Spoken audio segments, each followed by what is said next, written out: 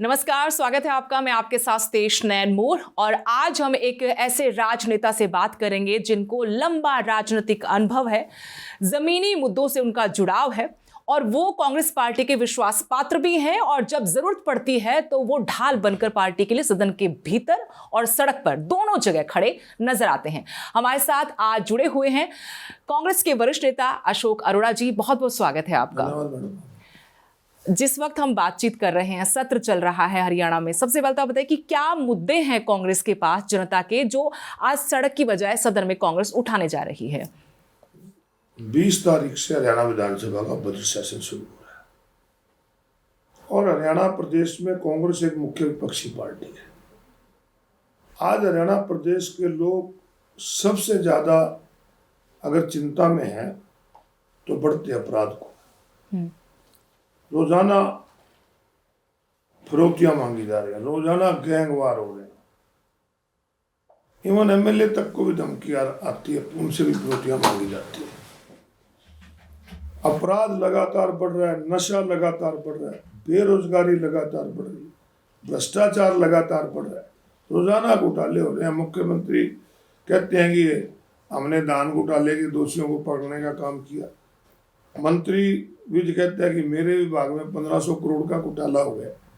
तो इन सब इश्यूज को विधानसभा के अंदर चर्चा करेंगे और विशेष रूप से मुख्यमंत्री जी से पूछा जाएगा कि मुख्यमंत्री जी ऐसा वो क्या कारण है कि आप सुप्रीम कोर्ट का फैसला आने के बावजूद भी एसवाईएल पे उस फैसले को लागू करवाने की बजाय आप पंजाब के मुख्यमंत्री से बात करते हैं।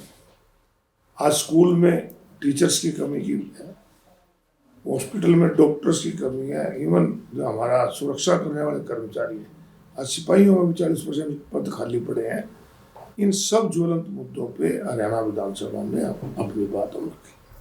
जिस तरह से आप लोगों ने तैयारी की है, वैसे सत्ता पक्ष ने भी अपनी तैयारी पूरी की हुई है और कैबिनेट मंत्री कृष्ण बेदी तो कह रहे हैं कि भाई वो सवाल करे, ठीक है, विपक्ष को सवाल करने चाहिए, लेकिन जब जवाब सुनने का वक्त आता, जब कांग्रेस वॉकआउट कर जाती है, आप सुनते नहीं है जवाब। मैडम, आप भी विधानसभा की कार्रवाई देखते हैं, प्रदेश की जनता भी देखती है आपके माध्यम से। हम जिन इश्यूज को लोगों के उठाते हैं उनके जवाब देने की बजाय 2-2 घंटे केवल भाषण दे के मुख्यमंत्री चले जाते हैं, किसी बात का जवाब ही नहीं देते। हमने अगर कहा कि टीचर्स की कमी है तो उसके बारे में कहना बताना चाहिए उनको।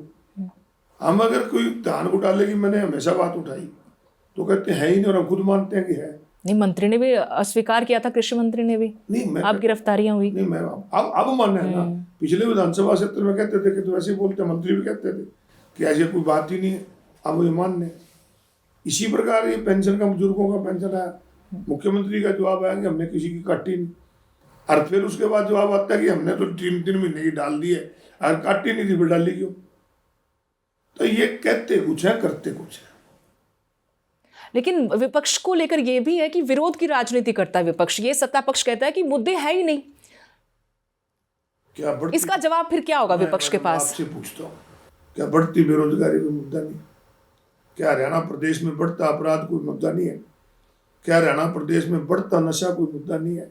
ये जनता की जान से जुड़े मुद्दे हैं। आज बेरोजगारी की वजह से बच्चे विदेश गए और पैरों में बेड़ियां पा के वहां से ले आया जा रहा है। तो ये जो इशू है ये जनता के इशू है, ना कि विपक्ष के इशू है। और प्रजातंत्र के अंदर सत्ता पक्ष और विपक्ष दो ही चीजें होती हैं।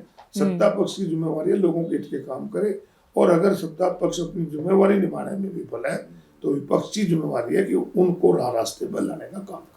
आप कह रहे कितने सारे मुद्दे हैं गिनवाने को, सदन में पहले भी उठाए, इस बार भी उठाएंगे। उधर भारतीय जनता पार्टी है कि पंजाब में हरियाणा का मॉडल पेश कर रही है।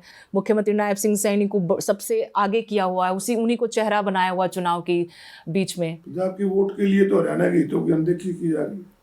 नहीं तो मुख्यमंत्री जी को पंजाब के मुख्यमंत्री से बात करने की क्या लोड़ है? किस लिए गए? केवल पंजाब में बीजेपी को वोट मिले और हरियाणा के हितों की बलि चढ़ा दो। आज मैडम ये बहुत बड़ा सीरियस मैटर है कि आज चंडीगढ़ हमारी राजधानी है और चंडीगढ़ के अंदर हमें विधानसभा के लिए जगह नहीं दी जा रही, सिर्फ पंजाब को खुश करने के लिए। तो सारा का सारा जो कुछ हो रहा, आप एसवाइएल की बातचीत जो कर रहे हैं कि जो फिर से दोनों राज्यों के मुख्यमंत्री बैठे, तो वो सब कुछ क्या चुनाव को देखते हुए? मैडम जब होती है जब हम आपस में बैठे और फैसला करें, जब फैसला सर्वोच्च न्यायालय का हरियाणा के पक्ष में आ गया, अब तो उसको इम्प्लीमेंट कराना है। अब उनसे क्या बात करनी, तो केंद्र से बात करेंगे, हमारे खुद पानी लिया कर दे। ये कांग्रेस राज में क्यों नहीं हुआ? वो कह रहे कि कांग्रेस राज में तो सुनवाई तक पे नहीं जाते थे। ये मैडम जो समय होता है ना उसी समय होता है। ये आपको मैं बताता हूँ, एसओएल का फैसला 2002 को आया था जी हरियाणा के पक्ष। उन्होंने कहा था कि 1 साल के अंदर पंजाब बनाए, नहीं तो केंद्र की सरकार बनाएगी। बिल्कुल। तो उस समय क्या हुआ कि पंजाब के अंदर सभी पार्टियों ने मिलकर विधानसभा में एक प्रस्ताव पास कर दिया कि हम सभी नदी जल समझौते रद्द करते हैं। तो राष्ट्रपति के पास चला गया, राष्ट्रपति ने सुप्रीम कोर्ट को भेज दिया राय के लिए। उसका फैसला 2016 में आया, जब बीजेपी की गवर्नमेंट केंद्र में भी थी और हरियाणा के अंदर भी थी। और उस समय के मुख्यमंत्री श्री मनोहर लाल खट्टर जी ने ऑल पार्टी मीटिंग बुलाई थी, जिसमें मैं भी गया था। और उन्होंने ये कहा था कि हम प्रधानमंत्री से मिलेंगे, राष्ट्रपति से मिलेंगे कि इस फैसले को इम्प्लीमेंट किया जाए। हम राष्ट्रपति जी से मिले, प्रधानमंत्री से मिलने का समय नहीं लिया। उस समय के गृह मंत्री होते थे राजनाथ सिंह, वो आए, वकील आए, उन्होंने सभी ने कहा कि पक्ष में फैसला हो चुका है, परंतु आज तक लागू नहीं करा पाए। तो ये जो कहते हैं ना कांग्रेस में नहीं हुआ, उस समय कोर्ट में फैसला था, आज कोई कोर्ट में केस नहीं। ठीक है, लेकिन यहाँ पे 2 बातें हैं। कांग्रेस मुख्य विपक्षी पार्टी है हरियाणा में, लेकिन हर बार इनेलो ये दावा करती है कि किसी भी फैसले में वो सबसे ज्यादा जोरदार तरीके से आवाज उठाते हैं, उन्हीं के आवाज उठाने के बाद सरकार अपना फैसला बदलती है। हालिया घटना आपको पता कि पेंशन को लेकर उन्होंने कहा कि हम पंचकुला में इकट्ठा होंगे, बुजुर्गों को लेकर आएंगे, और उन्होंने दावा किया जब सरकार ने कहा कि 2 दिन के अंदर अंदर आप बढ़ाकर पेंशन डालें, तो कहा कि हमारी जीत है और कांग्रेस विपक्ष की भूमिका में नहीं है। मुख्यमंत्री जो कह रहे थे हमने काटी नहीं, वो तो 20 तारीख को उन्होंने प्रस्तावित था। हाँ। हमारा हरियाणा प्रदेश के लगभग 20-25 हलकों में हमने इसके लिए प्रदर्शन किए हैं, बुजुर्गों की पेंशन के लिए।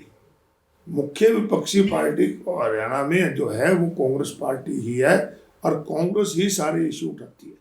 इसी से मुझे एक किस्सा याद आया कि ऐसे ही प्रदर्शन हुआ था सिरसा में, तो वहां पर आपकी जिला अध्यक्ष और उनके बेटा ही ज्ञापन सौंपने पहुंचे, बाकी कोई आया नहीं। क्या कांग्रेस में गुटबाजी नहीं? मैंने भी उसको देखा है, पार्टी हाईकमान संज्ञान लेगी उसके बारे में।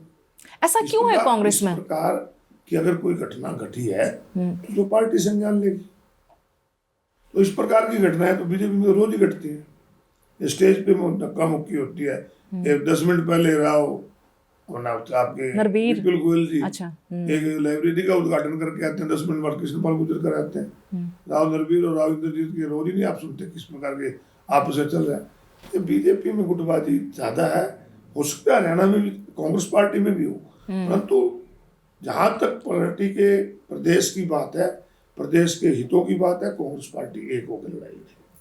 एसवाइएल का मुद्दा भी उठाएंगे, बेरोजगारी के सारे मुद्दे आप उठाएंगे, लेकिन अब हम आते हैं कि जो नेतृत्व परिवर्तन हुआ, पार्टी प्रदेश अध्यक्ष नए आए, उसके बाद संगठन का भी विस्तार हुआ, उसके बाद कुछ बदलाव दिख रहा है? क्योंकि हम तो बाहर से बैठ कर देखते हैं, आप तो पार्टी के अंदर हैं, तो आपको ज़्यादा अच्छे से दिखता होगा, तो आप समझा पाएंगे कि कैसा प्रभाव है, कैसा असर है, कांग्रेस कितनी बदली है पहले से, कितनी मजबूत हुई है। मैडम, किसी भी पार्टी का जो आधार होता है उसका संगठन, बिल्कुल, और कांग्रेस पार्टी 11 साल से संगठन के बगैर चल रही थी। तो निश्चित रूप से अब हमारे जिला प्रधान बने, जिला की कमेटियां बनी हैं, हमारा SC प्रकोष्ठ एक्टिव हुआ है, BC प्रकोष्ठ एक्टिव हुआ है, तो इसका असर आने वाले निश्चित दिनों में आपको कांग्रेस का दिखेगा। और अब भी लगातार और विस्तार होंगे, इसमें लोक अध्यक्ष बनेंगे, स्टेट की बॉडी बनेगी। तो ये जो काम हुआ है, मैं कहता हूँ ये बहुत अच्छा काम है। राहुल गांधी जी पूरे देश के अंदर स्वयं जा कर भी इसमें कुरुक्षेत्र के अंदर 10 दिन का ट्रेनिंग कैंप लगा, राहुल गांधी जी आए, तो हर चीज को बारीकी से देख रहे हैं। और मैं मान के चलता हूँ कि संगठन के बगैर कोई भी पार्टी अधूरी होती है, और पहले 11 साल अधूरी कांग्रेस लड़ रही थी, पूरी कांग्रेस लड़ रही। राज्यसभा चुनाव भी होने हैं मार्च में ही, तो राज्यसभा चुनाव को लेकर आप कितने आश्वस्त हैं कि आंकड़े तो फेवर कर ही रहे हैं आपको, पहले भी आंकड़े फेवर कर रहे थे अगर हम थोड़ा हिस्ट्री में जाते हैं, लेकिन आंकड़े होने के बावजूद भी आपके उम्मीदवार हार गए थे। इस बार कोई खास रणनीति है? नहीं, कोई रणनीति नहीं, हमारे पास आंकड़ा पूरा है, जो भी पार्टी उम्मीदवार भेजेगी उसको राज्यसभा में जीतते रहे। लेकिन आंकड़ा तो मैंने पहले भी कहा कि पहले भी आपके हक में थे, 2016 हो 2022 हो, वहां पर बहुत कुछ पहले कुछ लोग पार्टी से गद्दारी कर गए थे। आज ऐसे लोग नहीं है पार्टी में? ऐसा कुछ नहीं, चले गए जो थे। कोई नाम रेस में आप बताएंगे? नहीं, बाहरी होगा या स्थानीय होगा? ये पार्टी हाईकमान का काम है, मेरा इसमें हम तो जिस कैंडिडेट को पार्टी हाईकमान भेजेगी अशोक गौड़ा उसकी वोट देगा। अशोक गौड़ा ने अपनी बात तो रख ली, लेकिन बाकी लोगों को कैसे? 37 एमएलए सारे देंगे, क्योंकि बीजेपी को अभी भी लगता है कि एक नहीं वो 2 उम्मीदवार भी उतार सकते हैं, यानी 3 उम्मीदवार हो सकते हैं वहां पर, तब वो खेला शुरू हो सकता है। वो कहते हैं हमें करने की जरूरत ही नहीं, हम कितने लोगों से मैं बात कर रही हूँ, वो कांग्रेस अपने आप कर देगी। बीजेपी का प्रजातंत्र में विश्वास नहीं है, ये प्रजातंत्र को धन बल से खरीदना चाहते हैं। इन्होंने हिमाचल के अंदर नहीं देखा था आपने, 6 एमएलए को इस्तीफे तक भी दुआ दिए थे एक राज्यसभा सीट के लिए। तो ये धन बल का उपयोग करना चाहते हैं, परंतु मुझे नहीं लगता कि कांग्रेस का कोई एमएलए इस प्रकार की बातों में आएगा। आखिर पार्टी से गद्दारी करना, पार्टी एक माँ की तरह होती है, तो मुझे नहीं लगता वो अपनी माँ से गद्दारी करेगा। अब दूसरा मुद्दा ये है कि एचपीएससी का मुद्दा बहुत उठाया, ये कांग्रेस ने उठाया और 17 को हमने प्रदर्शन भी देखा। अब एचपीएससी को लेकर जब सरकार से सवाल करते, खुद मुख्यमंत्री से भी सवाल किया गया, स्पेशली जो मुद्दा उठाया गया दीपेंद्र सिंह हुड्डा की तरफ से कि बाहरी मूल का क्यों है, यहाँ से कोई क्या योग्य व्यक्ति नहीं है, तो कहते हैं कि बिहार क्या पाकिस्तान में है, अब आलोक वर्मा क्या पाकिस्तानी है? बात मैडम ये है, हमारा इशू इस बात से है कि किस प्रकार से हरियाणा प्रदेश के युवाओं की अनदेखी की जा रही है। अभी पीजीटी का पेपर हुआ था जी, मात्र 2% बच्चे पास होना। क्या हरियाणा प्रदेश के बच्चों में योग्यता नहीं है? मैं एक बयान पढ़ रहा था कि ऐसी यूनिवर्सिटियां नहीं जहाँ बच्चे पढ़े। आखिर इसी यहाँ की यूनिवर्सिटी से पढ़े हुए बच्चे आज पूरे विश्व के अंदर हरियाणा का डंका बजा रहे हैं, देश का डंका बजा रहे हैं। तो ये जानबूझ के एक साजिश के तहत ऐसे पेपर बनाते हैं तक जिसमें बच्चे पास ना हो, ताकि बाहर के लोगों को मौका मिले। मुख्यमंत्री तो कहते हैं कि हमारे बच्चे बाहर भी तो लग रहे हैं, वहां कहाँ दिक्कत है? इनकी एक साजिश थी मैडम। हरियाणा में पहले जो डेमोसिल होता था 15 साल का, जी जी, उसको बढ़ा के इन्होंने 10 साल कर दिया। तो ये चाहते हैं कि बाहर के बच्चे लगे, हरियाणा के ना लगे। हरियाणा के बारे में तो इन्होंने कहा था कि हरियाणा के जो लोग हैं ना, यहाँ से ऊपर मजबूत हैं, यहाँ ऊपर, यहाँ से नीचे मजबूत है, ऊपर। इसका मतलब इससे ज्यादा बेइज्जती क्या कर सकते हैं हरियाणा के लोगों को? नहीं, आप लोग ये डिमांड नहीं रखेंगे कि नौकरियों पर श्वेत पत्र आ जाना चाहिए? क्योंकि ये मुद्दे आज से नहीं हैं कि बेरोजगारी बहुत है, अभी तक आरक्षण का मुद्दा जैसे हम उठा रहे, 35% का एक नया कैप लगा दिया था कि 35% आपको लेकर आने होंगे। और जब हम बात करते हैं कि भाई बाहरियों को नौकरी दी जा रही है, विपक्ष आरोप लगा रहा है, तो कहते हैं कि नहीं, हम तो दे रहे नौकरियां अपने बच्चों को, क्यों नहीं दे रहे? तो श्वेत पत्र अगर आ जाए तो दूध का दूध, पानी का पानी हो जाएगा। आप लोग ये मांग रखेंगे इस बार? जाए श्वेत पत्र। सरकार तो ये कहती थी 2 लाख नौकरियां देंगे हर साल, देगी क्या? अब इस सरकार को बने 1.5 साल हो गया। जो पहली नौकरियां निकली हुई थी जी, मुख्यमंत्री कहता था शपथ बाद में लूंगा, पहले दूंगा, वो इनके अब की नहीं थी। 24,000 नौकरियां नहीं है पूरे 1.25 साल में, उसके बाद कोई नौकरी दी हो तो बता दो आप। नौकरी तो देते ही नहीं है। HKRM में लगाए जाते हैं, नारा दे देते हैं, पर्ची खर्ची बंद कर दी, लगा दी HKRM में पैसे भी। एक लड़का पक्का नौकरी लगाओ 70,000 लेता है, HKRM में बेचारा 20,000 रुपये काम कर रहा है। कितना उनका शोषण हो रहा है। इतने मुद्दे विपक्ष गिनवाता है, जब यही सारे मुद्दे लेके हम जाते हैं सरकार की तरफ, बीजेपी के नेताओं की तरफ, वो कहते हैं भाई अगर इतनी दिक्कतें थी तो फिर कैसे? सत्ता के नशे में ज्यादा चूर है वो लोग। ये तो प्रजातंत्र का फैसला है कि इनकी सरकार जो बनी है, आपने नहीं देखा किस प्रकार से वोट चोरी से सरकार बना ली इन लोगों के। अभी थोड़े दिन पहले अखबार में मैंने खबर पढ़ी थी कि 20 शहरी कॉन्स्टिट्यूएंसी ऐसी हैं जहां 50% वोटर का मिलान ही नहीं हो रहा है। कहां से है? पर वो तो कह रहे भी जीत तो गए, हम जीत के आए हैं, लगातार तीसरी बार जीत गए। अगर इतनी समस्याएं लोगों को होती, ये समस्याएं लोगों को नहीं, विपक्ष को है। कैसे ही जीतते हैं, हाँ, परंतु लोगों के प्रति जिम्मेवारी उनकी बढ़ती है, हमें जिम्मेवारी को निभाते तो नहीं ना। इनकी आंखें खोलनी पड़ती हैं जब निभाते हैं। मुख्यमंत्री तो सत्ता के नशे में मदहोश होकर कह रहे थे कि हमने कोई पेंशन काटी नहीं, फिर डाली क्यों 3 दिन मिलेगी? अगर कटी नहीं थी क्यों दी पेंशन? बढ़ा के दी 200 रुपए दी ना। ये तो 26 जनवरी को कह रहे थे 3200 दे रहे थे। 26 जनवरी को जब गणतंत्र दिवस पे इनकी स्पीच थी कि नवंबर से बढ़ा करते, तो इन्होंने कहा था कि हम लोग 3200 रुपए दे रहे हैं और दी अब है। दूसरा मैं आपसे पूछना चाहती हूँ, हाल में एक बड़ा मुद्दा है, देवेंद्र हंस ने एक अधिकारी को झुंझुना पकड़ाया। अब कांग्रेस की तरफ से कहा गया कि अगर एफआईआर नहीं रद्द हुई, क्योंकि एफआईआर हो गई है, वो कहते हैं फिर हम एक बड़ा आंदोलन करेंगे, घुटने टिकवाने पे मजबूर कर देंगे। ये अधिकारियों के साथ ऐसा रवैया ठीक लगता है आपको? अधिकारी की भी जिम्मेवारी है हमारे संविधान में, सबकी जिम्मेवारी अलग अलग है। न्यायपालिका का काम है अपना जो विधान पालिका कानून बनाती है उसको लागू करे, कार्यपालिका का काम है उसे क्रियान्वित करे जी। परंतु हरियाणा प्रदेश के अंदर अधिकारी बेलगाम हो चुके। एक विधायक 2-2 घंटे एसडीएम के दफ्तर के बाहर लोगों की समस्या को लेके जाए और एसडीएम 2 घंटे बाहर ही ना आए, और 2 घंटे बाद अगर एमएलए ने कहा भी अगर आप काम नहीं कर सकते तो ये लो इसको बजा लो, इसमें उसके बारे में उसको कहा गया है, सिर्फ एक ही बात तो कही है। ये अपमान नहीं है अधिकारी का? एमएलए का अपमान नहीं, जो जनता के साथ 2 घंटे बाहर खड़ा। अधिकारी की जिम्मेवारी नहीं, अधिकारी की भी जिम्मेवारी बनती है कि वो लोगों की समस्याओं को सुने।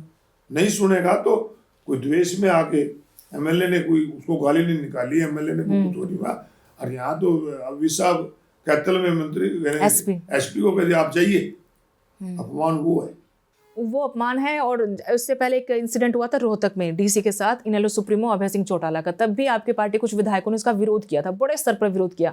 सोशल मीडिया पे बहुत दिन तक आपस में बयानबाजी भी हुई एक दूसरे के साथ। और उसके बाद अनिल विज का, जब अपने साथ होती तभी ये गलत लगता है? मैं मैडम मेरा इस बारे में बड़ा स्पष्ट हूँ कि अधिकारियों का जो काम है उनको करना चाहिए, परंतु जिस प्रकार की भाषा का इस्तेमाल सत्ता में ये लोग करते हैं, हमारे विधायक के खिलाफ तो एफआईआर होगी। वो तो 2 घंटे आप उसको पता करवाना चाहिए कहाँ जाके, 2 घंटे बाहर खड़ा रहा लोगों की समस्याओं को लेकर, एसडीएम उठ के नहीं आया। यानी आप लोगों के साथ हर एक को सीमा में रहना चाहिए। अच्छा, चाहे वो सत्ता पक्ष का हो चाहे विपक्ष का हो, अपनी भाषा पे कंट्रोल हर एक को करना चाहिए। क्योंकि अब ये तो है नहीं कि सिर्फ विपक्ष के साथ ही, और अनिल विज साहब के साथ भी कई बार उनकी तरफ से भी कहा गया कि अधिकारी सुनते नहीं है। ये मैं बता रहा हूँ भी किसी के साथ भी हो, आखिर प्रोटोकॉल को फॉलो करना चाहिए। एमएलए का प्रोटोकॉल जो है चीफ सेक्रेटरी से भी बड़ा है, और एसडीएम लेवल का अधिकारी अगर 2-2 घंटे एमएलए को बाहर खड़ा रखेगा तो इससे जनता का अपमान नहीं है। आपके साथ भी एक इंसिडेंट हुआ था, उसमें कहीं बात सिरे लगी है? आप संतुष्ट हैं जो कुछ चल रहा है मीटिंग के अंदर? मेरा तो किसी से कोई, ना अधिकारी से ना किसी और, मेरा तो एक सीधा है कि अगर आपने विधानसभा लोकसभा में बिल पास करके आपने महिलाओं को आरक्षण दिया हुआ है, जी, तो फिर वो आरक्षण का लाभ तभी है, महिला सशक्तिकरण तभी है कि महिलाएं उस ड्यूटी को निभाएं। अगर महिलाओं की जगह उनके प्रतिनिधि ही जाएंगे तो फिर उसका क्या फायदा। मेरी तो ये आवाज थी, मेरी कोई किसी लड़ाई नहीं, मैं तो आपकी आवाज उठाता हूँ। नहीं, ठीक बात है, वो आपने आवाज उठाई, और ये आवाज तो मैं कहती हूँ हर जगह, मेरा भी ये सवाल बहुत जगह होता है कि सरपंच प्रतिनिधि क्यों लिखा जाता है? जब आपको एक अधिकार दे दिया है महिलाओं को, वो चुनकर भी आ जाती है लोकतांत्रिक तरीके से, फिर वो सरपंच प्रतिनिधि ही बैठकों में जाता है। पार्लियामेंट के अंदर बिल पास हुआ है जी, 33% आरक्षण देंगे वुमेन को, कब लागू होगा? परंतु लागू जब होगा तो मुझे नहीं लगता कि फिर उसको प्रतिनिधि जाके बैठेगा। तो यहाँ भी बैठते हैं। मेरी तो लड़ाई इस चीज की है। लेकिन उसमें आपको लग रहा है कि जांच जो हो रही है, आप विधानसभा तक लेके गए मामला, अगर सरकार और विशेष रूप से प्रदेश के मुख्यमंत्री अगर सही मायनों में ये चाहते कि जो हुआ घटना उसकी कार्रवाई होनी चाहिए, तो मैं मानता हूं कि आगे से इस पे रोक लगती। तो अगर मुख्यमंत्री ही ये कह दे ये तो छोड़ने गए थे, तो अपने काम गए, तो फिर जांच, वो तो वीडियो तो सबके सामने आई, फिर लेकिन कोई जांच कौन करेगा? आपको कोई उम्मीद नहीं है? मुख्यमंत्री जी ने जब कह दिया कि तो छोड़ने गए, तो फिर जांच कौन करेगा? फिर से मैं लौट कर आती हूँ कांग्रेस पार्टी पर। कांग्रेस में चौधरी बीरेंद्र सिंह, उनके बेटे ब्रजेंद्र सिंह सद्भाव यात्रा निकाल रहे हैं। जब से सद्भाव यात्रा उन्होंने शुरू की है पिछले साल से, तब से कुछ ना कुछ ऐसा हो रहा है, बयानबाजी भी हो रही है। आप पढ़ते लिखते होंगे या फिर देखते होंगे टीवी पर। अभी पंचकुला से ही मैं जिक्र करना चाहूँगी। पंचकुला जब उनकी सद्भाव यात्रा आई थी, तो वहाँ पर ब्रजेंद्र सिंह काफ़ी गुस्से में थे। उन्होंने कहा कि पड़ोस के राज्य हिमाचल से पूर्व विधायक आ गए, लेकिन लोकल लीडर कोई भी मेरे सद्भाव यात्रा में नहीं आया। और यही वजह कि 3 बार हारी लगातार कांग्रेस, और 30 बार भी हारेगी। तो मतलब हैरानी नहीं होनी चाहिए इस बात में। देखिए मैडम, ब्रजेंद्र सिंह जी यात्रा निकाल रहे जी, अच्छी बात है, प्रदेश में सद्भावना रहनी चाहिए। परंतु जब हमारे प्रभारी श्री से प्रदेश के अध्यक्ष से पूछा गया, तो उन्होंने कहा उनकी निजी यात्रा है। अब निजी यात्रा में उनके मित्र चाहे हिमाचल से आए, चाहे पंजाब से आए, या हरियाणा से आए, चले जाते हैं। अगर पार्टी का हो तो सारे जाते हैं। पार्टी से कोई लेना देना नहीं, उनकी अपनी यात्रा है। मैं नहीं कह रहा। पार्टी के प्रदेश अध्यक्ष राव नरेंद्र सिंह जी, पार्टी के प्रभारी हमारे वीके हरिप्रसाद जी का बयान है कि ये कोई पार्टी द्वारा नहीं है, ये उनकी निजी यात्रा है, उसमें कोई जाना चाहिए नहीं आता। लेकिन भूपेंद्र सिंह हुड्डा जी का भी बयान आया था कि सब अपने अपने तरीके से पार्टी को मजबूत कर रहे हैं, तब थोड़ा लगा कि कुछ पॉजिटिव रिस्पॉन्स है। मैं वही कह रही हूँ कि जब से यात्रा शुरू हुई है, कई तरह की बातें हुई हैं इस बीच में। क्या साथ नहीं आना चाहिए ऐसे? नहीं, मेरा कहना है जो अगर पार्टी का प्रोग्राम हो जी, तो सभी को जाना चाहिए। अगर पार्टी का नहीं है, फिर उनकी निजी यात्रा में कौन शामिल हो रहा है, कौन नहीं हो रहा, इसकी तो चर्चा नहीं होनी चाहिए। निजी यात्रा में, निजी समारोह में कोई जाए। और उनके बयान को कैसे देखते हैं आप? बयान बहुत गलत था, ये उनकी फ्रस्ट्रेशन सी बयान नहीं देना चाहिए था। उन्होंने इस तरह से बयान देकर कांग्रेस को कमजोर किया है। निश्चित रूप से। पर वो कह रहे हैं कि मैं तो पसीना बहा रहा हूँ, वो भी ऐसे वक्त में जब कोई चुनाव नहीं है, मेरा कोई निजी स्वार्थ नहीं है। कांग्रेस के लिए बात है ना, ये अपने लिए बात है। उन्होंने कहा कि हम मजबूत कर रहे हैं भाईचारे को। हाँ, तो भाईचारा मजबूत हो, अच्छी बात है, मैंने पहले कहा। परंतु इस बयान, इस तरह के बयानों से वो कार्यकर्ताओं को कमजोर कर रहे हैं। आपके चैनल के माध्यम से प्रदेश की जनता से अपील है कि आपसी भाईचारा बनाए रखो। इन लोगों की का काम है लोगों को बढ़ाना। हम चाहते हैं कि लोग एक रहें। पर्टिकुलर किसी बयान का जिक्र करेंगे आप? अगर मैं आपका इशारा सही समझ पा रही तो रामकुमार गौतम, रामचंद्र जांगड़ा, बहुत लोग ऐसे जो इस प्रकार की भाषा का इस्तेमाल करते हैं। मैं उनका नाम लेके ज़्यादा नहीं कहना चाहता। उनसे भी मैंने विधानसभा में कहा था कि इस प्रकार की स्पीचों से लोगों के मन टूटते हैं। लोग जो इकट्ठा भाईचारा, हरियाणा प्रदेश का जो भाईचारा मजबूत है, कि हमारे तो गांव की लड़की कहीं ब्याही हो, किसी जाति को 10 रुपये दे के आते हैं, तो ये भाईचारा हमारा बना रहे। आपके चैनल के माध्यम से प्रदेश की जनता की है कि ये तो अपने स्वार्थ के लिए नेता लड़ाएंगे, तो आप देख रहे हैं भाईचारा बना के।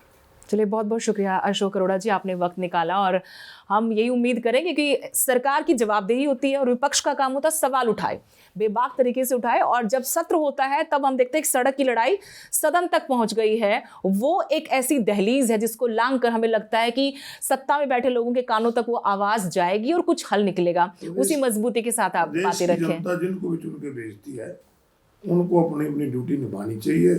और हम ईमानदारी से प्रदेश की जनता को विश्वास दिलाते हैं कि एक जो सकारात्मक विपक्ष की भूमिका उसको निभाएं। चलिए, बहुत बहुत शुक्रिया एक बार फिर से आप।